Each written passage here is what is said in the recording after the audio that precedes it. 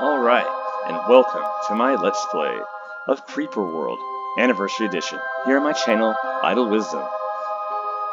This is a new Let's Play. It's going to be probably pretty short. This is not a very long game, but it's a really fun, cool game. This is a remastered edition of kind of a classic of the hybrid real-time strategy / tower defense genres, I think. But it has a really interesting premise, and it's a bit different, but quite cool. I think this game in the series, there's like, what, 4 of them, I think, plus a couple spin-offs. But they're quite good, and I think more people should know about them. So we're going to do a playthrough of it. This is taking the place of Siege of Avalon, which was a decently long game, so I figured I'd play a decently short game, but a fun and different sort. And one that I have been wanting to play on my channel. So let's get going. We're going to do the story campaign. You're going to have to forgive me. I've beaten all the things in this game. It's a fun way to unwind after work. But, you know, let's get going. Yeah, I see. Originally, they would just show hope. I don't know how to undo all the... This is the story campaign. Yay! But let's start with hope.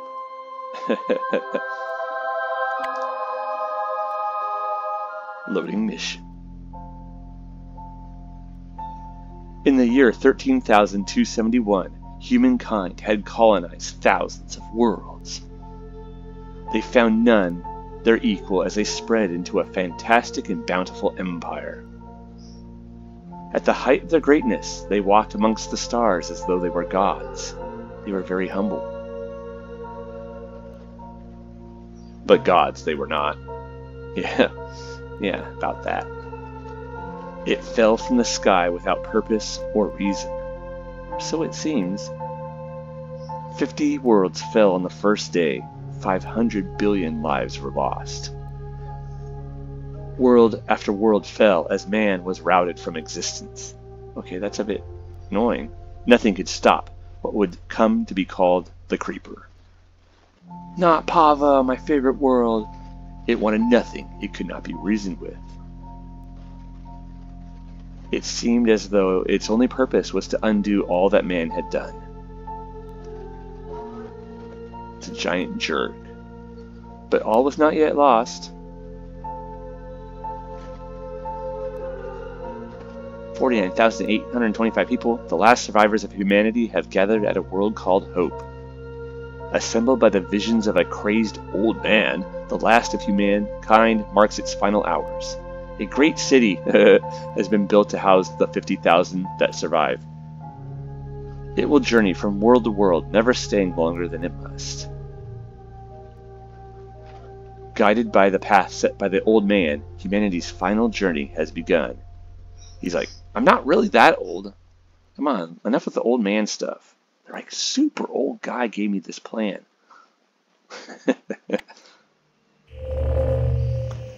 Alright, there's just basically the commander, us, and ops. Most of the dialogue is between the two of them. Commander, follow my instructions precisely. Time is critical. This is kind of a little tutorial mission, but, you know, it's good for seeing what you're doing here. Time is critical. Odin City is in the center of your console. She's almost ready to launch.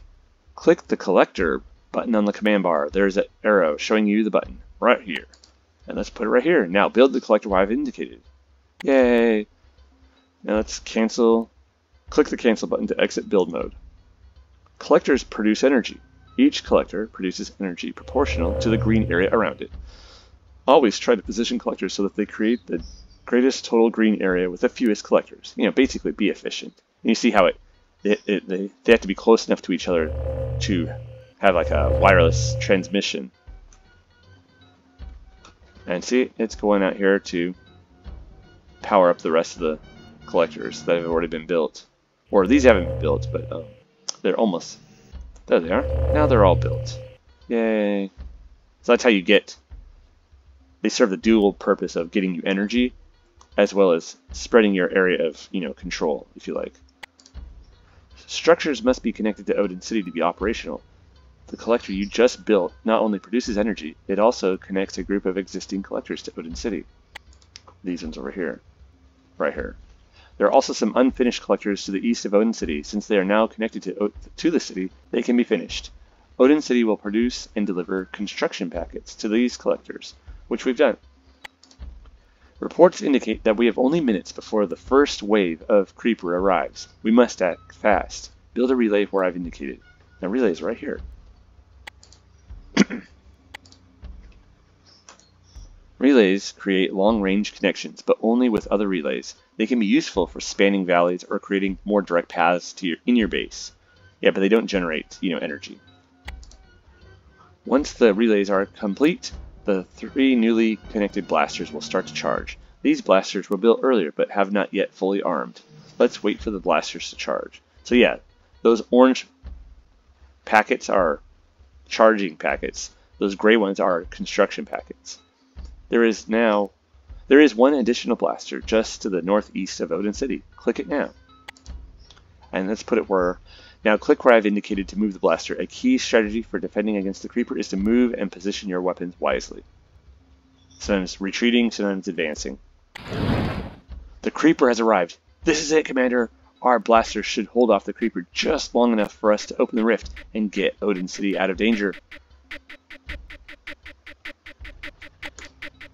We need to power the 3 rift totems in order to activate the rift. These 3 totems are in the upper right hand corner of the map, right here, that, and that. Click Odin City and flyer to the location I'll indicate. Once there, Odin City will supply rift packets to the totems. Once all 3 totems are charged, the totems will activate the rift. Look, it's spreading. See, it's creeping. It's just a big liquid mass. It's like a big viscous liquid produced by these generators. It's just generating creeper like crazy. And you can see right here, here's the elevation. The gray is the land elevation, and the blue is the creeper elevation. See, here it's charging up these rift totems. Not tokens, totems. See, it's thick here, shallow here. There's rift active, and here goes Odin City. It can fly. Yeah, it's just like we saw. And see, there's no more energy going to the system. Bam, sis, son, we are out of here. And here's your results map. 4 minutes. It's a very easy little map. Energy collected. Energy used. Creeper coverage. Yep, see. Oh my goodness. And then creeper killed. We didn't kill very much of it. But that's fine. We weren't there to do anything but do the tutorial. Alright, we're not going to interrupt anything, so that we're on to the next mission. So this is the first actually real mission. Taurus. Rift complete. We've rifted to the next world. Now that our journey has begun, our goal is to leave each world as quickly as possible. On each world we visit, the creeper will be hunting us. It has destroyed thousands of worlds and won't hesitate to destroy the few of us that remain. Commander, I have some bad news. Our first jump has erased our databanks. We've lost valuable nanoschematics. As we visit new worlds, we will have to collect whatever technology we can find to rebuild our databanks. Because this is a video game. Scanners indicate that there is some small good news to report. There is a nanoschematic for building relays at the bottom of your console. Oh boy. We need to collect this tech and then activate the rift totems. I recommend building 1 or 2 blasters and then using them to push the creeper back that is headed our way from the south. Move your blasters forward slowly, a small jump at a time. Each time you jump, build the collectors behind the blasters to extend your network. Once you get the nanoschematic connected to our network, we will be able to build relays again. And once we can build relays, we can quickly build a network to connect and charge the totems. Now get busy, Commander. Our lives depend on you. Alright, so let's get going. Alright, so here it comes. Now this game is real time with pause. So I'll just hit the pause button. See? Kinda like it, which is pretty handy. You can get a sense of so I can do like this. Like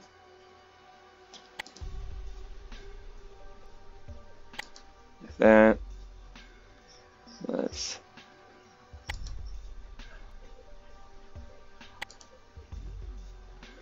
We'll build a couple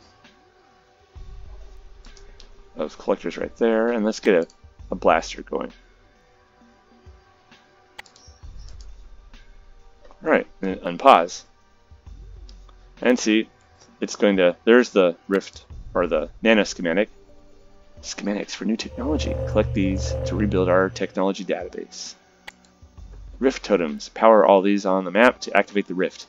Made of fractal alloy, totems are immune to creeper.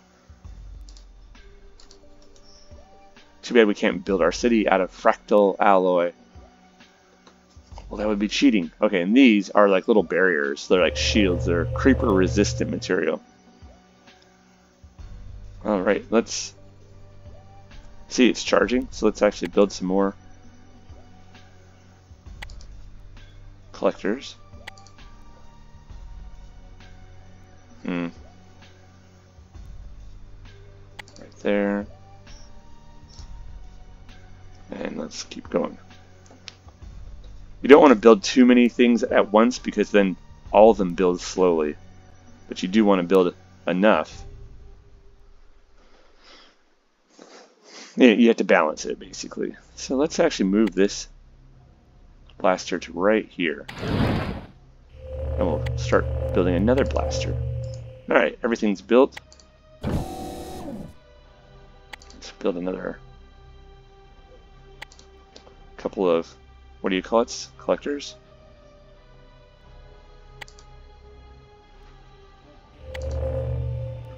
There we are. See right there, it's connected to your blaster. It's in the network. There's a network, but if you move the blaster, then the network would be ended. So you want to make sure it's connected to more permanent things. At least I found that to be the case. All right.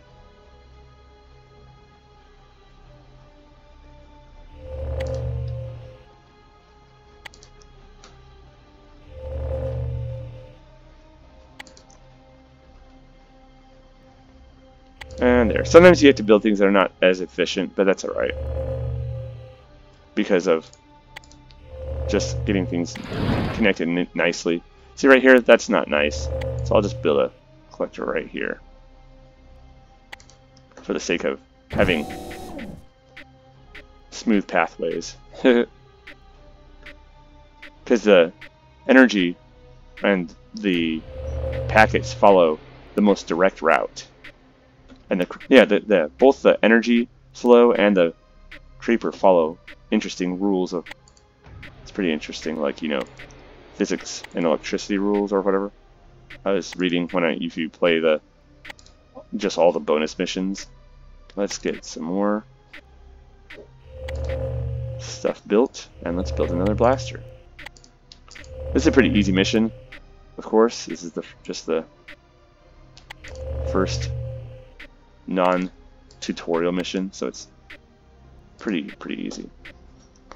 What we're going to do is try to cap off this creeper emitter, which means you can't destroy the emitters in this game. They are invulnerable. But what we can do is beat back the creeper to the point where we can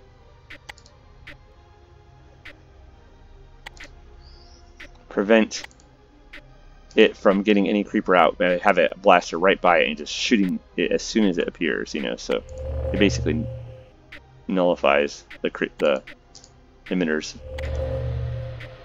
for all intents and purposes. We'll put this blaster right here.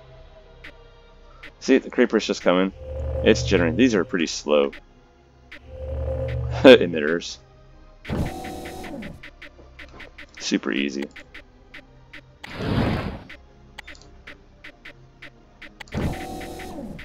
There we are. And we're getting more energy as we put more of these collectors out.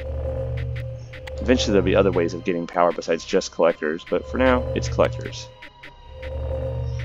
And there we can already connect to the first Rift Totem, but we need to get this Ding dang. Nano schematic. Because apparently our computers forgot everything in the jump. Which is just great.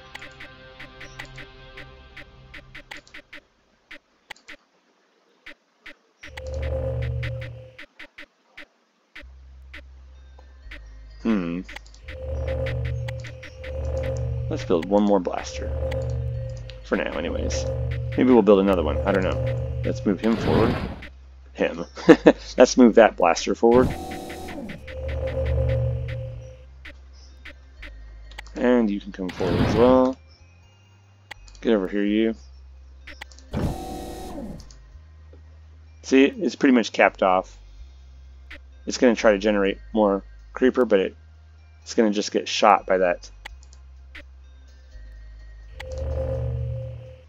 Whatever you call it. That turret.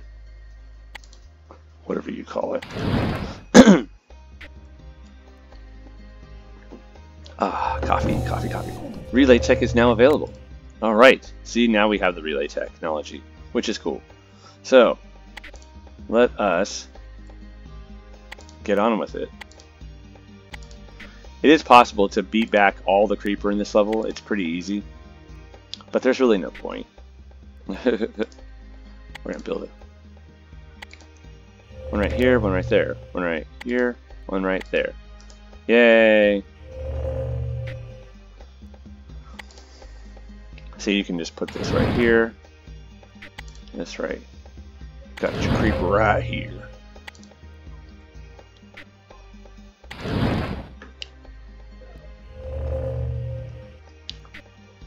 You can fly like a turret or other weapon into an area, even if it's not powered. If it has charge in it, and then it'll shoot until it empties its charge, and then you have to move it back to where or connect it.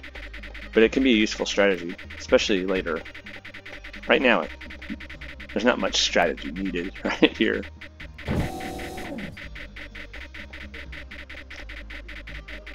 See, this one's out of charge. It used it all up. We could either move it back here, or we can wait for this to build. Which, since here, we'll just do this right here. See? Yay! Woohoo! Yeah. See, it's out of charge as well. See, now it's starting to. It's going to charge the gun right here. The blaster turret. Okay. Now both rift totems are going to be charging up.